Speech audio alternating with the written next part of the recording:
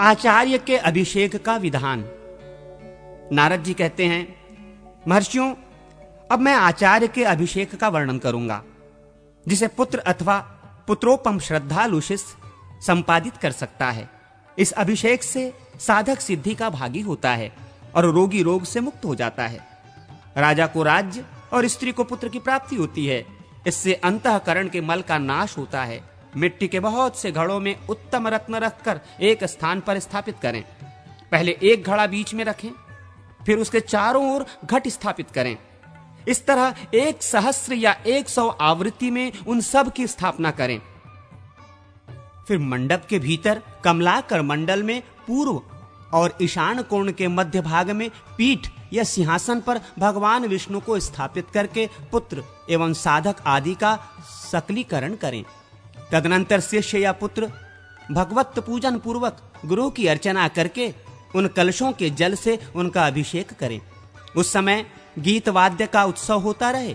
फिर योग पीठ आदि गुरु को अर्पित कर दें और प्रार्थना करें, गुरुदेव, आप हम सब मनुष्यों को कृपा पूर्वक अनुग्रहित करें। गुरु भी उनको समय दीक्षा के अनुकूल आचार का उपदेश दें। इससे गुरु और साधक भी संपूर्ण मनोरथों के भागी होते हैं। मंत्र साधन विधि, सर्वतोभद्रादि मंडलों के लक्षण। नारद जी कहते हैं, मुनिवरों, साधक को चाहिए कि वो देव मंदिर आदि में मंत्र की साधना करें। घर के भीतर शुद्ध भूमि पर मंडल में परमेश्वर श्री हरि का विशेष पूजन करके चौकोर क्षेत्र में मंडल आदि की रचना करें। 256 कोष्ठों में सर्वतोभद्र मंडल लिखें।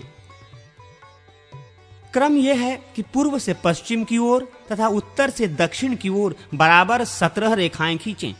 ऐसा करने से 256 कोष्ठ हो जाएंगे। उनमें से बीच के 36 कोष्ठों को एक करके उनके द्वारा कमल बनावें अथवा उसे कमल का क्षेत्र निश्चित करें। इस कमल क्षेत्र के बाहर चारों ओर की एक एक पंक्ति को मिटाकर उसके द्वारा पीठ की कल्पना करें अथवा उसे पीठ समझें। फिर पीठ से भी बाहर की 2-2 पंक्तियों का मार्जन करके उनके द्वारा विधि की कल्पना करें। फिर चारों दिशाओं में द्वार निर्माण करें।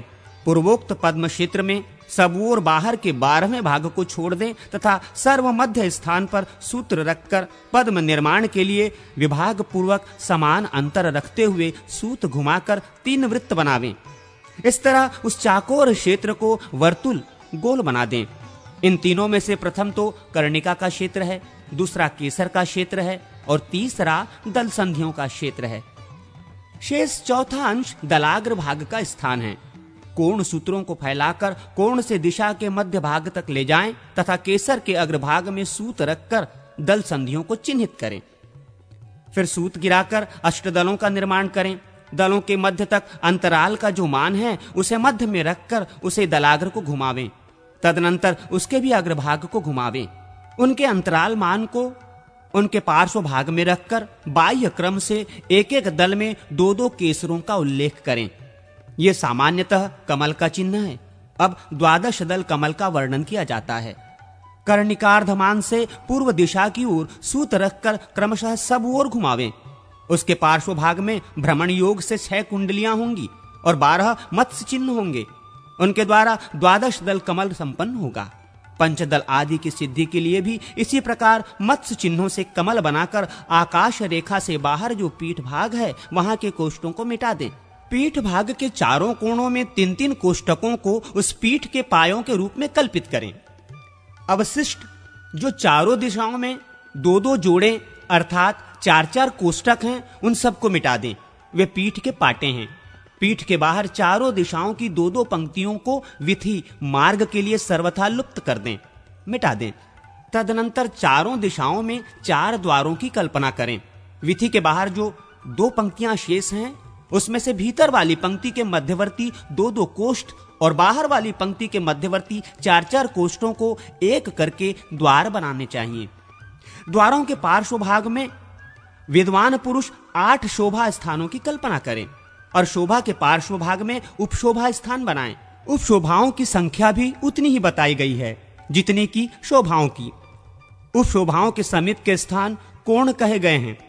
तदनंतर चारों दिशाओं में दो दो मध्यवर्ती कोष्टकों का और उसके बाह्य पंक्ति के चार चार मध्यवर्ती कोष्टकों द्वारा द्वार के लिए चिंतन करें। उन सबको एकत्र करके मिटा दें।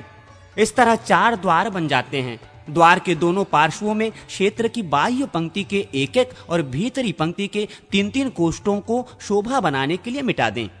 शोभा के पार्श्व भाग में उसके विपरीत करने से अर्थात क्षेत्र की बाह्य पंक्ति के 3-3 और भीतरी पंक्ति के एक एक कोष्ठ को मिटाने से उपशोभा का निर्माण होता है।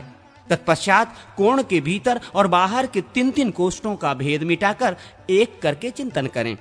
इस प्रकार 16-16 कोष्ठों से बनने वाले 256 कोष्ठ वाले मंडल का वर्णन हुआ। इसी तरह दूसरे मंडल भी बन सकते हैं।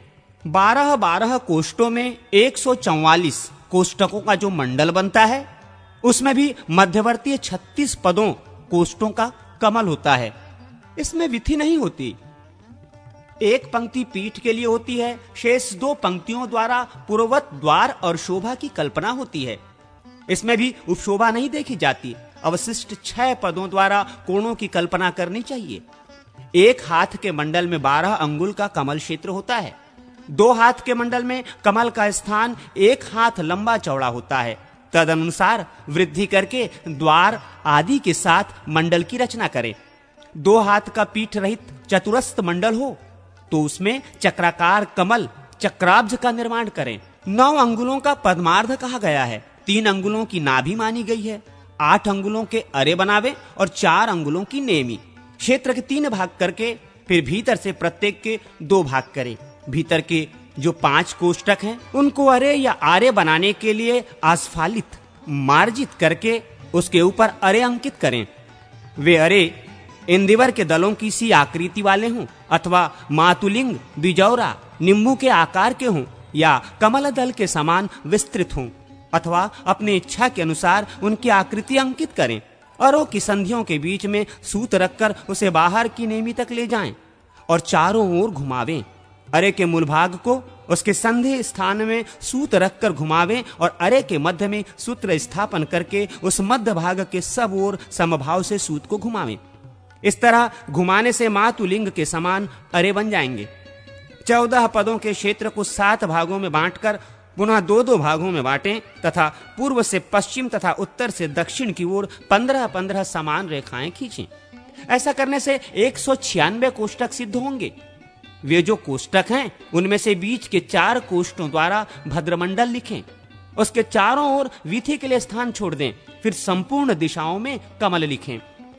उन कमलों के चारों ओर विधि के लिए 1-1 कोष्ठ का मार्जन कर दें। तत्पश्चात मध्य के 2-2 कोष्ठ ग्रीवाभाग के लिए विलुप्त कर दें। फिर बाहर के जो 4 कोष्ठ हैं उनमें से 3-3 को सब ओर मिटा दें। बाहर का 1-1 कोष्ठ ग्रीवा के पार्श्व भाग में शेष रहने दें। उसे द्वार शोभा की संज्ञा दी गई है। बाह्य कोणों में 7 को छोड़कर भीतर भीतर के 3-3 कोष्ठों का मार्जन कर दें। इसे नवनाल या नवभाग मंडल कहते हैं। उसकी 9 नाभियों में नवयूह स्वरूप श्री हरि का पूजन करें। 25 व्यूहों का जो मंडल है वो विश्वव्यापी है अथवा संपूर्ण रूपों में व्याप्त है। 32 हाथ अथवा कोष्ठ वाले क्षेत्र को 32 से ही बराबर करके विभक्त कर दें। अर्थात ऊपर से नीचे को 33 रेखाएं खींचकर उन पर 33 आड़ी रेखाएं खींचें। इससे 1024 कोष्ठक बनेंगे। उनमें से बीच के 16 कोष्ठों द्वारा भद्रमंडल की रचना करें। फिर चारों ओर की 1-1 पंक्ति छोड़ दें। तत्पश्चात 8 दिशाओं में 16 कोष्ठकों द्वारा 8 भद्रमंडल लिखें। इसे भद्राष्टक की संख्या दी गई है। उसके बाद की भी 1 पंक्ति मिटाकर पुनः पूर्ववत 16 भद्रमंडल लिखें। तदनंतर सब ओर की 1-1 पंक्ति मिटाकर प्रत्येक दिशा में 3-3 के क्रम से 12 द्वारों की रचना करें। बाहर के 6 कोष्ठ मिटाकर बीच के पार्श्व भागों के 4 मिटा दें। फिर भीतर के 4 और बाहर के 2 कोष्ठ शोभा के लिए मिटावें। इसके बाद उपद्वार की सिद्धि के लिए भीतर के 3 और बाहर के 5 कोष्ठों का मार्जन करें। तत्पश्चात पूर्ववत शोभा की कल्पना करें। कोणों में बाहर के 7 और भीतर के 3 कोष्ठ मिटा दें। इस प्रकार जो पंचविंशति व्यूहमंडल तैयार होता है उसके भीतर की कमल कर्णिका में परम ब्रह्म परमात्मा का यजन करें। फिर पूर्वादि दिशाओं के कमलों में क्रमशः वासुदेव आदि का पूजन करें। तत्पश्चात पूर्ववर्ती कमल पर भगवान वराह का पूजन करके क्रमशः संपूर्ण अर्थात 25 व्यूहों की पूजा करें। ये क्रम तब तक चलता रहे जब तक 26वें तत्व परमात्मा का पूजन न संपन्न हो जाए। इस विषय में प्रचेता का मत यह है कि एक ही मंडल में इन संपूर्ण कथित व्यूहों का क्रमशः पूजन यज्ञ संपन्न होना चाहिए। परंतु सत्य का कथन है कि मूर्ति भेद से भगवान के व्यक्तित्व में भेद हो जाता है, अतः सबका पृथक पृथक पूजन करना उचित है। 42 कोष्ठ वाले मंडल को आड़ी रेखा द्वारा क्रमशः विभक्त करें। पहले 1 के 7 भाग करें, फिर प्रत्येक के 3-3 भाग और उसके भी 2-2 भाग करें। इस प्रकार 1064 कोष्ठक बनेंगे। बीच के 16 कोष्ठों से कमल बनावें। पार्श्व भाग में विथि की रचना करें, फिर 8 भद्र और विथि बनावें।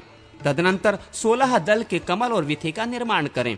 तत्पश्चात क्रमशः 24 दल के कमल विथि, 32 दल के कमल विथि, 40 दल के कमल और विथि बनावें। तदनंतर शेष 3 पंक्तियों से द्वार, शोभा और उपशोभाएं बनेंगी। संपूर्ण दिशाओं के मध्य भाग में द्वार सिद्धि के लिए 2, 4 और 6 कोष्ठकों को मिटावें। उसके बाह्य भाग में शोभा तथा उपद्वार की सिद्धि के लिए 5, 3 और 1 कोष्ठ मिटावें। द्वारों के पार्श्व भागों में भीतर की ओर क्रमशः 6 तथा 4 कोष्ठ मिटावें और बीच के 2-2 कोष्ठ लुप्त कर दें। इस तरह 6 उपशोभाएं बन जाएंगी। एक दिशा में 4-4 शोभाएं और 3-3 द्वार होंगे। कोणों में प्रत्येक पंक्ति के 5-5 कोष्ठ छोड़ दें। वे कोण होंगे। इस तरह रचना करने पर सुंदर अभिष्ट मंडल का निर्माण होता है।